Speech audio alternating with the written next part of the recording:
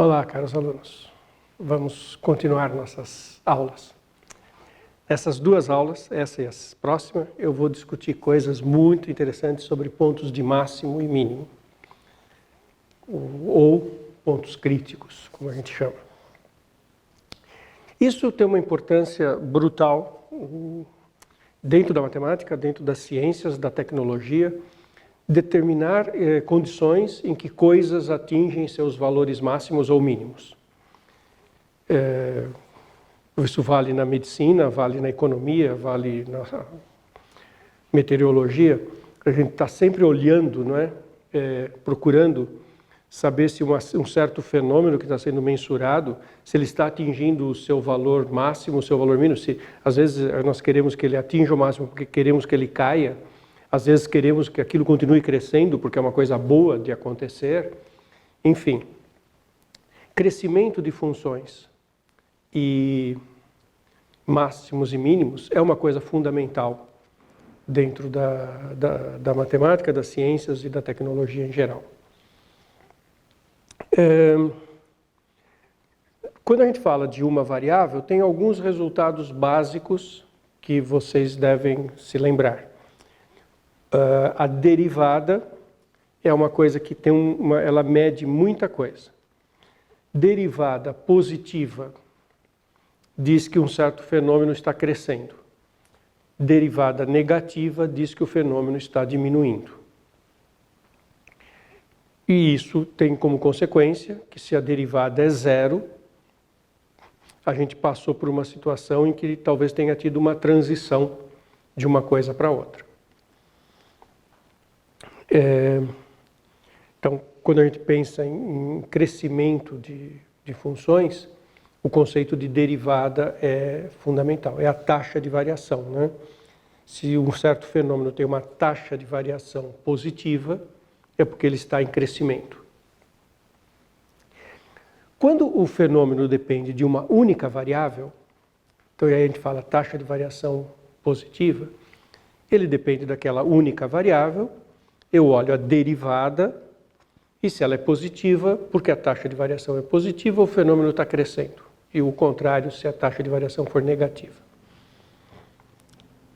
Mas quando nós temos várias variáveis, nós não temos a ideia de derivada no singular, assim, um número, como no caso de funções de uma variável. O que nós temos são as derivadas parciais. E nós sabemos que derivada parcial não substitui derivada. Quando a gente vai pensar no que substitui a derivada, é a diferencial.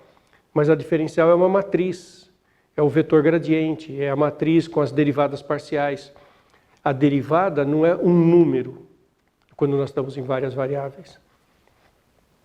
Então isso torna a nossa análise um pouco mais complicada, um pouco menos óbvia, tá? Mas ainda para fazer, né, referência a uma variável, né, que é o que vai nos guiar, os resultados em uma variável são assim, né? O que eu faço? Eu primeiro de tudo olho se a primeira derivada é zero. A primeira coisa quando eu quero fazer análise disso, eu olho a primeira derivada da função e vejo os pontos em que a primeira derivada é zero. Esses são chamados pontos críticos. E o que acontece quando eu tenho um ponto crítico? Tem três chances. Eu posso ter um ponto de máximo, quando a derivada é zero, eu posso ter um ponto de máximo, derivada zero. Derivada é o coeficiente angular da reta tangente. Se o ponto é de máximo, reta tangente é horizontal, derivada zero, porque o coeficiente angular é zero. Eu posso ter um ponto que nós chamamos um ponto de inflexão. Um ponto de inflexão é uma coisa muito sutil. Imagina que isso está diminuindo com concavidade para baixo. Aí ele muda, continua diminuindo com reta tangente horizontal. Isso ocorre, o ponto estava com concavidade para baixo, depois ele ficou um trechinho de concavidade para cima, voltou para baixo, e ele não é máximo nem mínimo. Observe que a função está decrescendo. Ela continua decrescente. e tem a derivada a zero. E pode ser ponto de mínimo.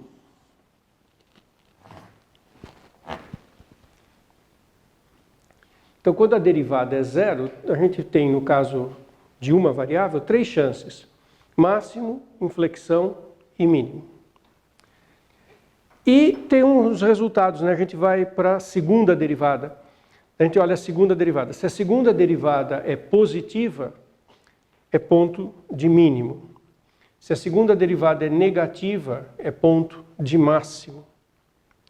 Se a segunda derivada é zero, a gente não conclui nada. A gente vai para a terceira derivada.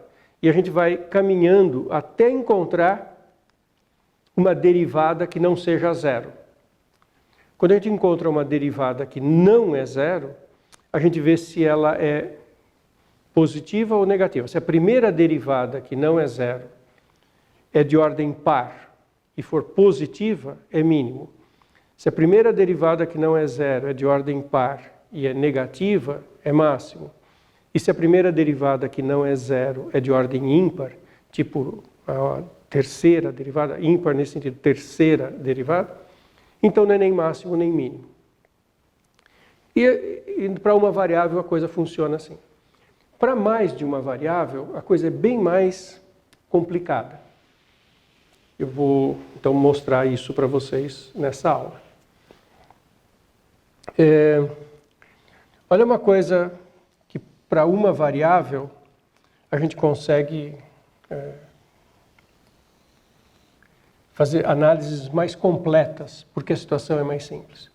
Eu posso ter uma função que tenha um ponto de máximo, que eu chamo de local, e ele não é máximo absoluto, porque a minha função teve um ponto de máximo, começou a cair, teve um ponto de mínimo e voltou a subir.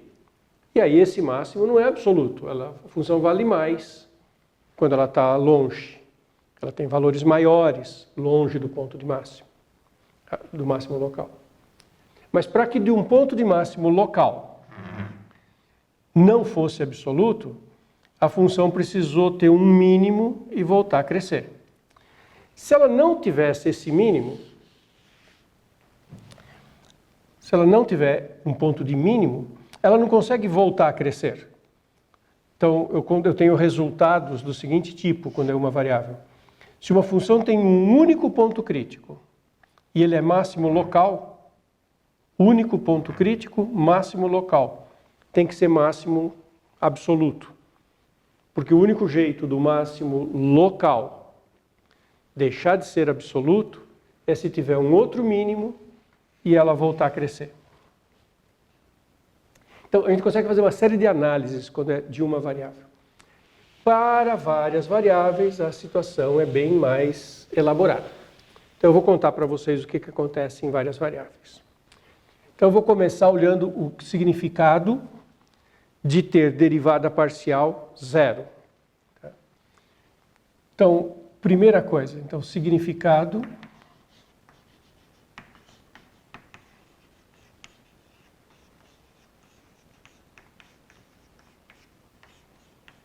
de que as derivadas parciais no ponto sejam nulas. A função tem as duas derivadas parciais nulas. Então, precisa lembrar que, primeiro, a função pode ser muito ruim, ela pode nem ser contínua, pode ser bem chata. Se a função for legal, se a função for bem comportada, o que significam as derivadas parciais nulas? Significa uma coisa assim. Imaginem que o gráfico da função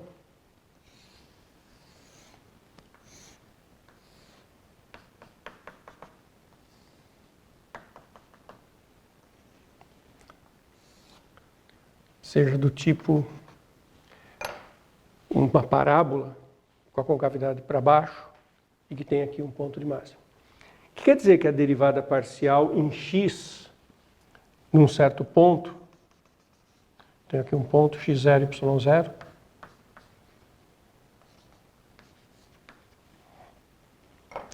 o que quer dizer que a derivada parcial em x é zero. Quer dizer que quando eu fixo y e ando na direção x, eu tenho uma derivada nula. Ah, então na direção x eu tenho uma situação como essa que eu falei aqui. Ou tem ponto de máximo, ou tem de mínimo, ou tem ponto de inflexão. E o que significa a derivada parcial em y ser nula? Significa que quando eu fixo o x e ando pelo y, acontece a mesma coisa. Eu tenho uma reta tangente horizontal, tenho uma derivada nula. Então, se as duas derivadas parciais são zero, é porque andando na direção x e andando na direção y, eu passei por um ponto crítico de uma variável. O que pode acontecer? Pode ser ponto de máximo, como no caso de uma parábola para baixo, pode ser ponto de mínimo, e pode ser também um ponto de inflexão, que eu vou mostrar como que é isso. Então, a primeira coisa que a gente faz é dar a definição de ponto crítico. O x0 e y0 é ponto crítico.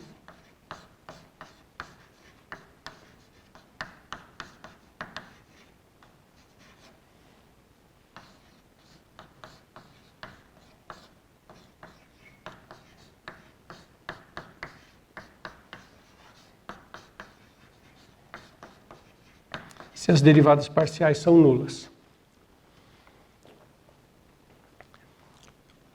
Precisa lembrar sempre que não basta ter derivadas parciais para a função ser bem comportada.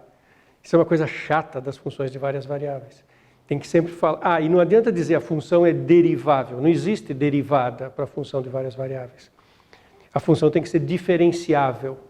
Então, tudo isso é legal quando f é diferenciável. Então, eu tenho que supor que f é diferenciável.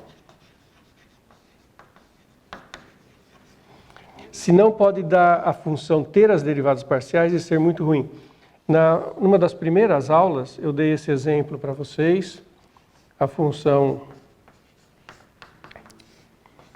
xy, x2 mais y2, que ela tem o seguinte comportamento. Quando x é zero ou quando y é zero, dá zero aqui em cima, dá zero. Então, sobre os eixos, ela é constantemente nula, e então as derivadas parciais são zero. Del f, del x, em qualquer lugar é zero. Qualquer ponto do zero, zero. É zero. E a derivada parcial em y é zero. Só que quando eu ando sobre os pontos x, x, a função é constantemente meio. Porque quando x e y são iguais, isso dá x2, x2, x2, x2 sobre 2x2, que dá meio. Ou seja, a função não é nem contínua. Sobre a reta y igual a x, ela vale 2. E o gráfico dessa função faz uma coisa muito estranha. Ele sai do zero, vai para o meio e volta para o zero. Sai do zero, vai para o meio e volta para o zero, lá no outro eixo. E ele é descontínuo, porque, a função aqui não está definida pelo 0, 0, tenho que pôr um valor no 0, 0, mas olha, não tem nem o que pôr aqui no 0, 0, porque se eu vou para o 0, 0 por aqui, ela vai para o zero, se eu vou para o 0, 0 por aqui, ela vai para o meio. Então, ela não é contínua. Eu me aproximo da origem 0, 0 e a função dá saltos. Então, é uma função muito ruim. Por isso que eu tenho que sempre supor que ela é diferenciável. E supor diferenciável é supor que é diferencial, que é aquela coisa del f, del x no h, del f, del y no k, aproxima bem a variação da função, etc. Bom,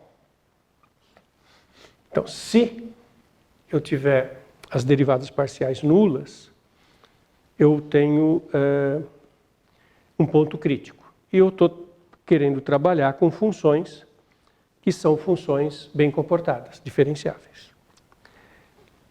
Um exemplo para ilustrar o que pode acontecer, um exemplo simples, x vezes y.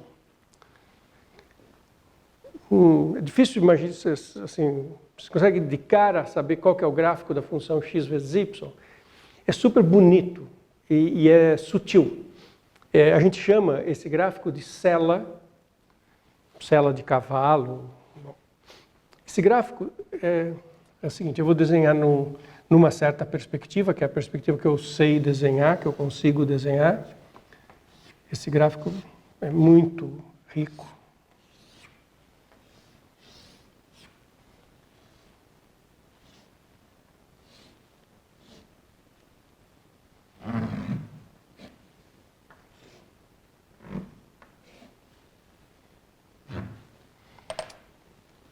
Sabe uma sela de selar um animal? Tipo colocar aquela coisa que se coloca em cima do cavalo quando a pessoa vai montar no cavalo? Então, isso é uma coisa que tem esse formato. Chama sela, exatamente. Os eixos, eu consigo desenhar numa perspectiva, né, que é essa, em que os eixos não estão na posição usual. Aqui está o eixo X e aqui está o eixo Y. Então, o primeiro quadrante está nesse lugar aqui. E aqui está o eixo Z. Devia ter posto um pouquinho mais para...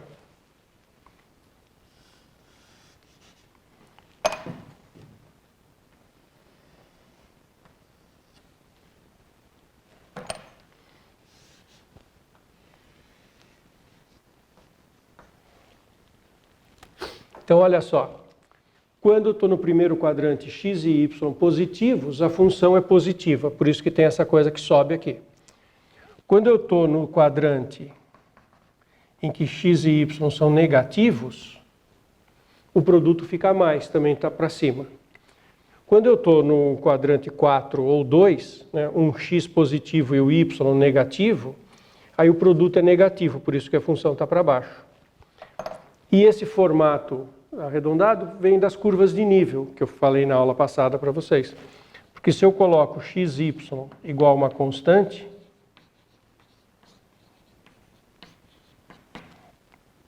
então, a hora que eu tiro, né, o y fica constante sobre x. E essa função 1 sobre x são dessas hipérboles. Então, aqui eu tenho 1 sobre x. Né? Se eu pego o nível 1, fica y igual a 1 sobre x.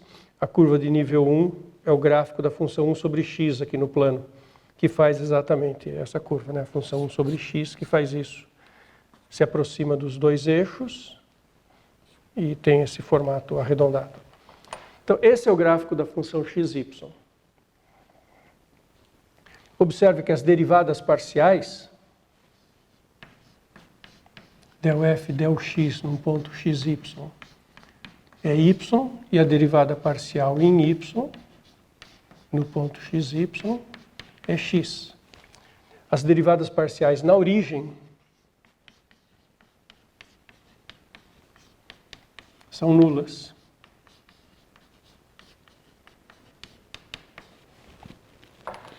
Então, aqui na origem, eu tenho um ponto que tem derivadas parciais nulas, portanto, é um ponto crítico.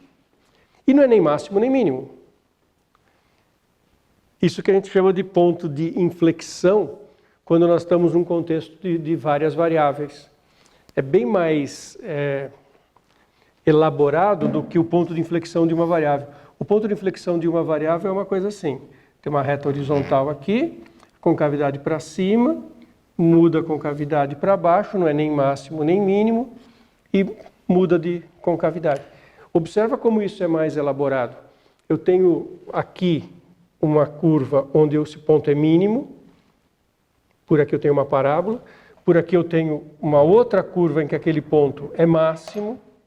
Se eu vou por aqui, nessa curva é máximo, nessa curva é mínimo, e dependendo de para que lado que eu vou em cima dessa cela, eu vou para menos infinito, para mais infinito, posso ficar no zero. Sobre os eixos, a função é nula, porque quando x é zero ou y é zero, a função é nula.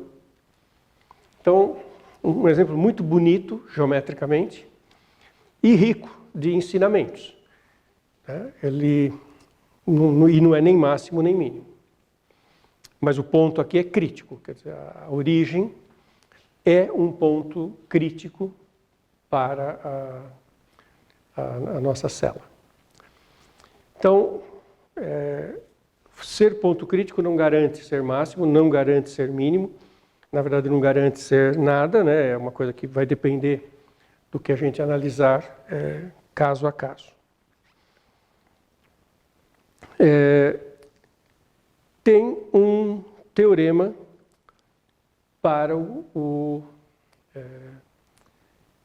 olhar o que acontece quando é ponto crítico, que dá um candidato a máximo e mínimo, que é parecido com aquele teorema da segunda variável para a função de uma variável. Então, vou recordar para vocês como é que a gente analisa a possibilidade de ser máximo ou mínimo.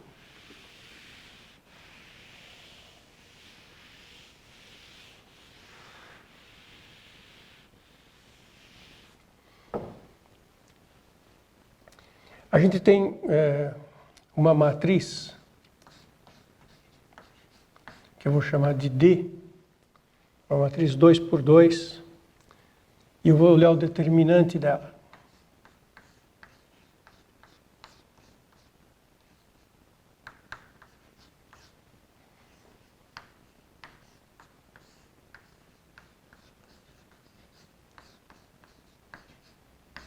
Então, ao invés de olhar a segunda derivada, já não tem o conceito de derivada, né? Porque é função de várias variáveis, a gente tem a diferencial e não tem nada que substitui a derivada como número. E se eu olho a derivação até a ordem 2, eu tenho a derivada segunda em x, a derivada segunda em y, a derivada segunda em xy e yx. Lembra que a ordem aqui xy, yx dá na mesma, então tanto faz como é que eu escrevo. Os livros em geral colocam xy e yx, mas é igual, então tanto faz como é que você escreve. Isso gera uma matriz 2 por 2, que muitas vezes chama-se a matriz hessiana da função. E eu vou olhar o determinante dela. Tá? Então, estou falando numa situação bem concreta em que a minha matriz, minha função é de duas variáveis. E eu monto uma matriz 2 por 2 e eu olho o determinante dessa matriz. Tá? Então, primeiro, vamos imaginar que esse determinante é positivo. Então, um ponto x0, y0 crítico. Então, agora vamos imaginar que o x0 e y0 é um ponto crítico.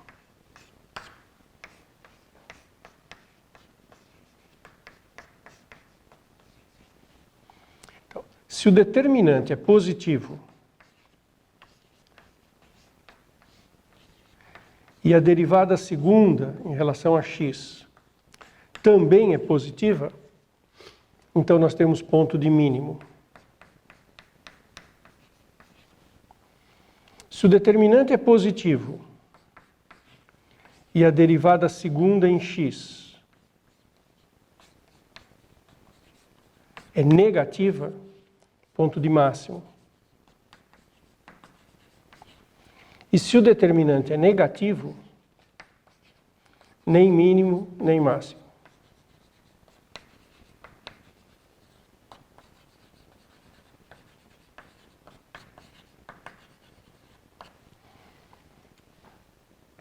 Esse é dos melhores teoremas que a gente consegue para ponto de mínimo, de máximo, de função de várias variáveis. Ele está longe de ser um teorema exaustivo, de ser um teorema completo, de ser um teorema que dá muita informação. Ele funciona bem, né? Tem muitas restrições. Então vamos lembrar. Quando a derivada segunda é maior que zero, é mínimo, tá? Muitas vezes as pessoas se confundem aqui. Então, se esse determinante é positivo, eu olho o sinal da segunda derivada em x e verifico se ele é positivo ou negativo. Se for positivo é mínimo, se for negativo é máximo. Se esse determinante é negativo, eu tenho certeza que não é nem mínimo nem máximo. E existem umas janelas de indeterminação. Olha só, e se esse determinante der zero? Não sei, não concluo nada. Se esse determinante der positivo, mas a derivada segunda der zero? Não sei, não concluo nada. Então tem várias situações em que esse determinante não decide, né, em que esse teorema não decide. Por isso que eu digo que é um teorema que não é bem completo, não é bem exaustivo. Tá? Bom, às vezes me pergunto, mas por que você pega a derivada segunda em x? Por que é o x e não o y? Porque na verdade tem um lema aqui que vale, que é o seguinte: se o determinante é positivo e a segunda derivada em x é positiva, a segunda derivada em y também é positiva. Se o determinante é positivo, essas duas derivadas segundas têm mesmo sinal.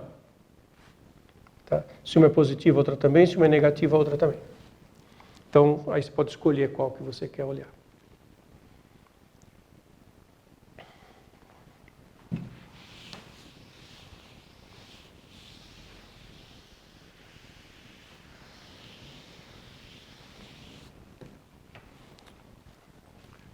Observa que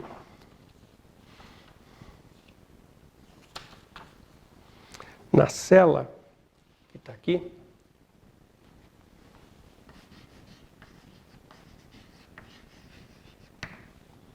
quem é o D no 0, 0?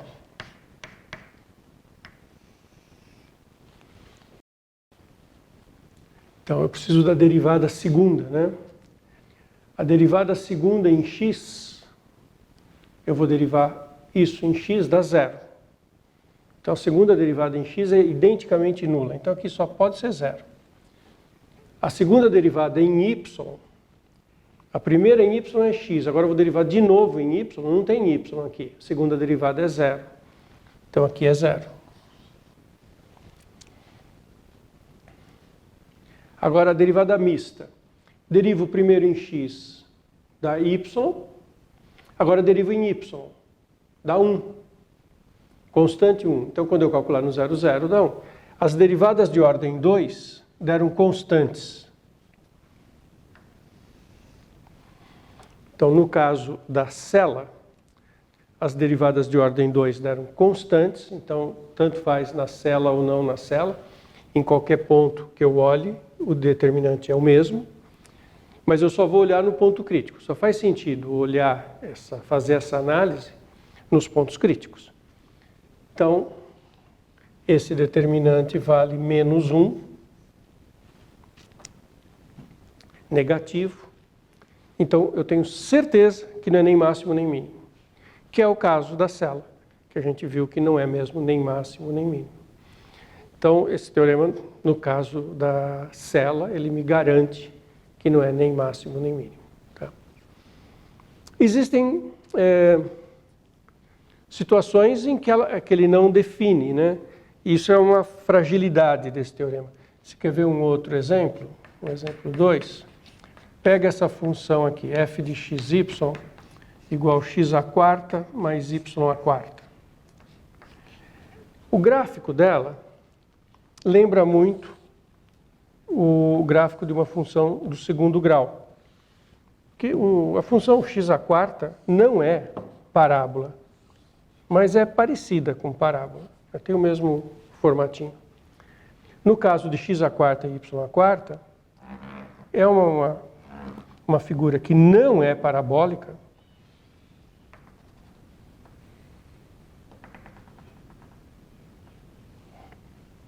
mas que tem essa mesma aparência de estar com a concavidade para cima, e tem um mínimo aqui.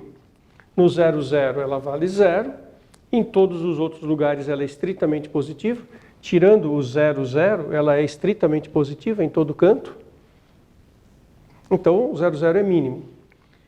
Só que a hora que eu faço a derivada em x, dá 4x3. Derivada em y, dá 4y3. E eu calculo no 0, 0, eu obtenho um ponto crítico. Então 0, 0 é crítico. porque as derivadas se anulam. A segunda derivada em x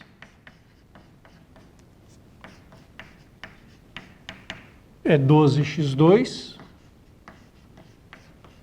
A segunda derivada em y é 12y2.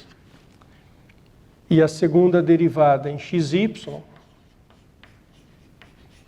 se deriva em x, isso dá 4x3, agora deriva em y dá 0. E o determinante d, na origem, essa derivada não é 0, mas quando eu calculo na origem, dá 0. Essa aqui é 0, essa aqui é 0 e essa aqui dá 0. Então o d na origem é 0. Ou seja, cai naquela janela em que esse teorema não diz nada. Para este exemplo, que é um mínimo fácil de ver que é mínimo, o teorema não diz nada, dá d menor que dá d igual a 0. Então, o teorema não se aplica.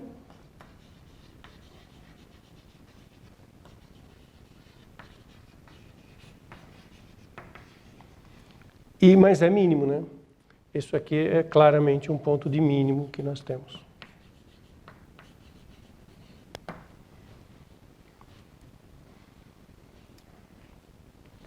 Mas não é por conta do teorema que eu sei.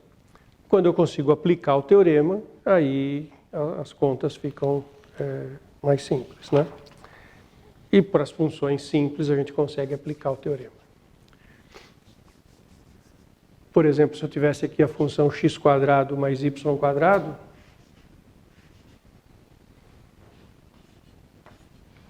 aí eu teria 2x, 2y. Aí a derivada segunda aqui seria constante igual a 2. Constante igual a 2, aqui seria 0. E aí o meu teorema daria 2, 0, 0, 2, que dá 4. E aí eu teria o determinante positivo e a derivada segunda em x positiva, portanto mínimo. Claro, x2 mais y2 é muito parecido com o anterior. E aqui é até parábola mesmo, né? O gráfico é um paraboloide de revolução. Então veja, são duas funções muito parecidas. Uma é x² y², outra é x² y². Elas têm um comportamento muito semelhante. E numa, o teorema se aplica e dá como conclusão que é mínimo, no caso do x² y².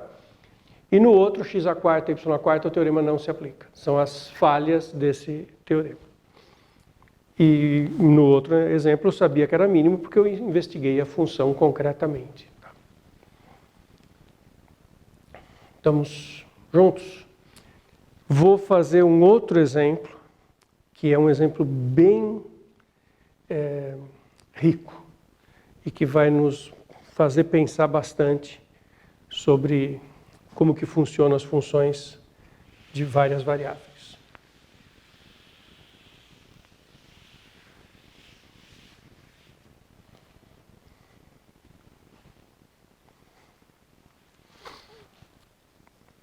Olha esse exemplo aqui.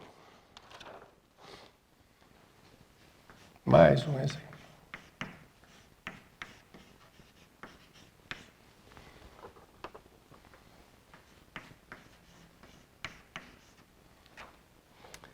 Três x elevado a y menos x3 menos e elevado a 3y.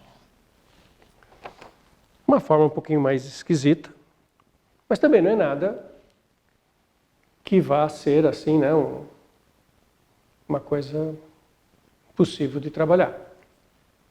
Mas é um exemplo bem escolhido a dedo. Eu não consigo enxergar o gráfico dessa função. Então aí esse teorema vai ser útil, porque ele vai me dizer que tipo de ponto crítico que tem e vai me dizer o que o ponto crítico é. Tá? Então, primeiro vamos ver se a gente consegue perceber ponto crítico fazendo as derivadas. Derivada parcial em x e y. Então, em x dá 3e elevado a y, porque só tem x aqui, menos 3x2. E aqui não tem x. E derivada em y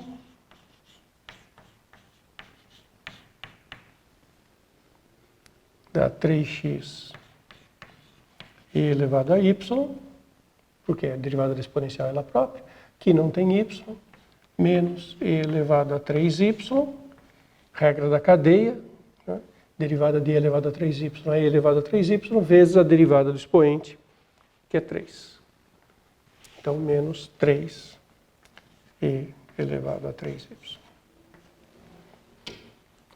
Ponto crítico. Será que a gente acha ponto crítico? Para achar um ponto crítico, eu tenho que igualar a zero. Então, igualando a zero, 3 e elevado a y menos 3x2 igual a zero.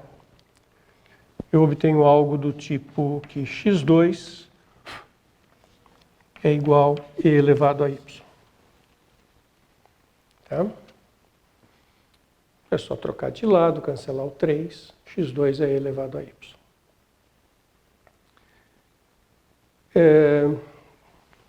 Pegando o del f del y, 3x e elevado a y, menos 3e elevado a 3y, igual a zero. Eu vou obter o seguinte, que x é igual, primeiro mudo de lado, cancelo 3, passo e elevado a y dividindo, o x é e elevado a 2y, porque fica e elevado a 3y dividido por e elevado a y. Se eu olhar essas duas coisas,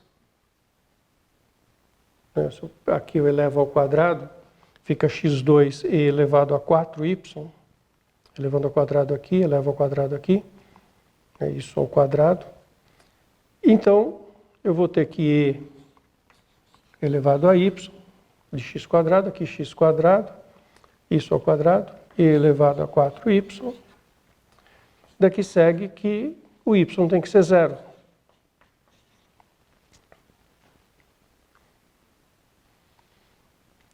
Para que essa igualdade ocorra. E se o y tem que ser zero, voltando aqui, o x tem que ser 1. Então, eu tenho um único ponto crítico. Tá? Para essa função, ela tem um único ponto crítico.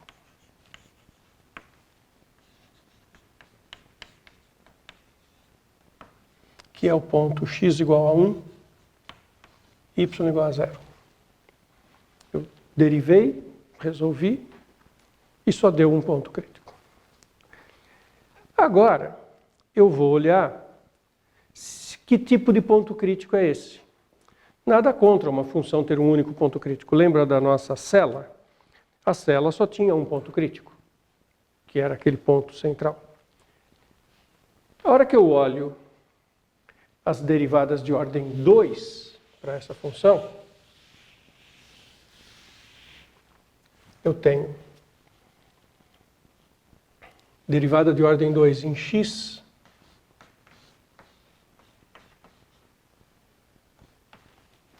deriva de novo aqui em x, dá menos 6x. Deriva duas vezes em y. Aqui dá, bom, derivado de elevado a y, que é ele próprio, então 3x é elevado a y. E aquele outro lado que dá 9e elevado a 3y. E, derivando em x e y, deriva o que já era y, deriva em, que já tinha derivado em x, deriva em y, dá 3e elevado a y. Portanto, aquele determinante fica igual. Veja que eu vou ter que calcular no ponto crítico, que é o ponto 1, 0. Então, eu vou calcular a derivada segunda de x no ponto 1, 0, que é menos 6. A derivada segunda em y no ponto 1, 0, que dá, aqui quando é igual a 1 e 0, dá 3 vezes 1 e 1, porque o y é 0, 3. Aqui dá e elevado a 0, que é 1, menos 6. E a derivada segunda em xy, quando eu faço o ponto 1, 0, dá 3. Então, o determinante desta função, não na célula, nessa aí, quando eu faço no ponto 1, 0, eu vou ter menos 6, 3, 3, menos 6. Isso aqui dá 36, menos 9. 36 menos 9, bom, dá 27. Positivo. E a derivada segunda no ponto 1, 0, negativo. Então, se o d é positivo e a derivada segunda é negativa, é ponto de máximo. Então, o teorema é efetivo e ele me diz que 1, 0 é ponto de máximo local.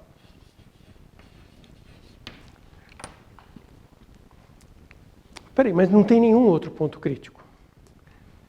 Quando você só tem um ponto de máximo, ele é local, e não tem nenhum outro ponto crítico, será que ele é global? Em uma variável, isso vale. O exemplo que eu falei há alguns minutos atrás. Se você tem um ponto de máximo local, ele pode não vir a ser, ele pode que no fim da história ele não vire ponto absoluto, porque a função pode voltar a subir. Mas para a função fazer isso, ela tem que ter um ponto de mínimo.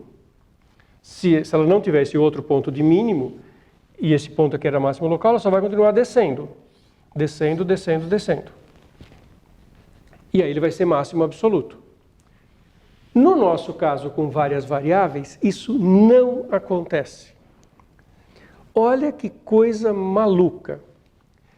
Eu tenho uma função de várias variáveis, eu tenho um ponto de máximo local, a função não vai ter nenhum outro ponto crítico e ela vai conseguir se torcer e subir sem criar nenhum outro ponto crítico, sem criar nenhum mínimo nem nenhuma inflexão. Como é que eu sei disso? Como é que eu sei que ela vai para o infinito? Porque eu olho para essa função aqui e percebo o seguinte: quando eu faço y igual a 0, e eu fico com a função f de x 0, eu tenho 3x menos x3, e aqui fica 1. Quando eu faço x variável e y 0. Então aqui fica 3x menos x3 menos 1. Então vamos acompanhar essa função. O que acontece com essa função de uma variável quando o x vai para infinito? Quando o x vai para infinito, f de x 0 vai para, se o x está indo para infinito, como aqui tem menos x ao cubo, vai para menos infinito. E o que acontece quando o x vai para menos infinito? O f de x 0, x vai para menos infinito, aqui fica menos infinito, aqui fica mais infinito, porque aqui é menos, vai para menos infinito, o x ao cubo predomina, tende para mais infinito. Então, olha, essa função ela não é limitada de jeito nenhum. Ela vai para mais infinito e vai para menos infinito. Mas ela tem um ponto crítico que é o máximo local. Então, o gráfico dela tem essa característica que eu falei aqui, que é muito, muito, muito difícil da gente tentar enxergar. O que eu sei, eu vou repetir. Olha como isso é surpreendente. No ponto 1, 0, x igual a 1, y igual a 0, tem um máximo local. Tem um máximo local. Aí ela começa a descer e ela vai subir, ainda aqui no x0, né, quando eu faço o y igual a 0, e o x vai para mais infinito, ela vai para menos infinito. Então, quando o x vai para mais infinito, ela vai para menos infinito. Normal. Agora, quando o x vai para menos infinito, lá atrás, ela vai para mais infinito. Ou seja, tem esse máximo local, mas ela vai continuar descendo, ela vai virar, ela vai começar a subir, vai para mais infinito quando o x for para menos infinito lá atrás, ela vai para mais infinito, portanto ela supera o valor que está aqui. Esse ponto é máximo só local, não é máximo absoluto. E ela faz essa torcida e começa a subir sem introduzir um ponto de mínimo novo, sem introduzir um ponto de inflexão, sem introduzir nenhum ponto crítico. Porque eu analisei as equações e só tem um ponto crítico. O ponto crítico único existente é o 1, 0. Não tem nenhum outro ponto crítico. Então, qual que é a importância desse exemplo? Mostrar que a nossa intuição, a nossa visão geométrica é muito falha, né? A nossa intuição geométrica nesses máximos e mínimos de várias variáveis. Vou repetir, a função só tem um ponto crítico, é máximo local, ela dá um jeito de começar a torcer, subir, e neste processo não introduz ponto crítico. Ela faz isso sem que tenha ponto crítico. Não tem nem inflexão, nem mínimo, nem coisa nenhuma aqui.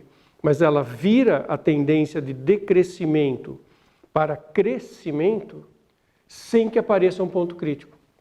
Então, olha só, funções de várias variáveis podem inverter uma tendência de decrescimento e passar para um crescimento sem passar por ponto crítico. Em uma variável isso não é possível.